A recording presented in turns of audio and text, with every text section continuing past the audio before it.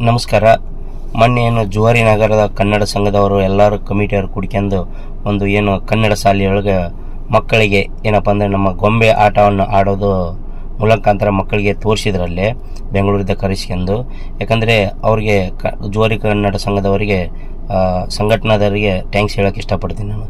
ಯಾಕಂದರೆ ನಮ್ಮ ಗೋವಾದಲ್ಲಿ ನಾವಿರೋದು ನಮ್ಮ ಕನ್ನಡ ಉಳಿಸಿ ಬೆಳೆಸೋಕ್ಕೋಸ್ಕರ ಈ ಥರ ಸಂಘಟನಾ ಗೋವಾದಲ್ಲಿ ಎಷ್ಟು ನಮ್ಮ 32 ಸಂಘಟನೆ ಅದಾವ ಅಂತ ಹೇಳ್ತೀವಲ್ಲ, ಆ ಸಂಘಟನೆಯವ್ರು ಎಲ್ಲರೂ ಕೂಡಿ ಇದೇ ಥರ ಒಂದು ಮಕ್ಕಳಿಗೆ ಏನಪ್ಪ ನಮ್ಮ ಕನ್ನಡ ಸಂಸ್ಕೃತಿ ಏನನ್ನೋದು ಉಳಿಸ್ಕೊಡ್ಬೇಕಂತಂದು ಎಲ್ಲ ಕನ್ನಡ ಸಂಘಟನೆಗಳಿಗೆ ಹೇಳಕ್ಕೆ ಇಷ್ಟಪಡ್ತೀನಿ.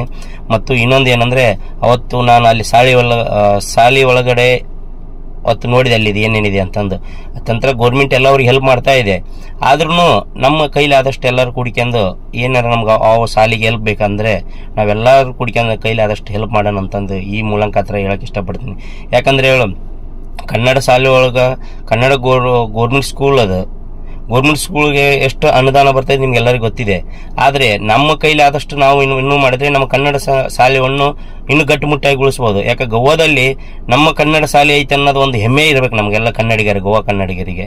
ಅದಕ್ಕೆ ನಾನು ಈ ಮೂಲಕಾಂತರ ಏನು ಹೇಳಕತ್ತೀನಿ ಅಂದರೆ, ಆ ಕನ್ನಡ ಶಾಲೆಯವರಿಗೆ ಏನೋ ಸಮಸ್ಯೆ ಇದ್ರೆ ನಾವೆಲ್ಲರೂ ಕೂಡ್ಕೊಂಡು ಆ ಕನ್ನಡ ಶಾಲೆಯನ್ನು ಇನ್ನೂ ಅದ್ದೂರಿಯಾಗಿ ಮುಂದೆ ತರೋಣ ಅಂತಂದು ಈ ಮೂಲಕಾಂತರ ಹೇಳ್ತೀನಿ. ಯಾಕಂದರೆ ಅವ್ರಿಗೆ ಬೇರೆ ಇಲ್ಲಿ ನಮಗೆ ಖುಷಿ ಇರಬೇಕು. ಯಾಕಂದರೆ ಗೋವಾದಲ್ಲಿ ಕನ್ನಡ ಶಾಲೆ ಐತೆಪ್ಪ ಅಂದರೆ ಈಗ ಅವೆಲ್ಲ ಒಂದೊಂದು ಲೆಕ್ಕ ನೋಡಿದ್ರೆ ಒಂದು ಸ್ಕೂಲಲ್ಲಿ ಭಾಳ ಕಮ್ಮಿ ಆಗಿದೆ ಊರಲ್ಲಿ.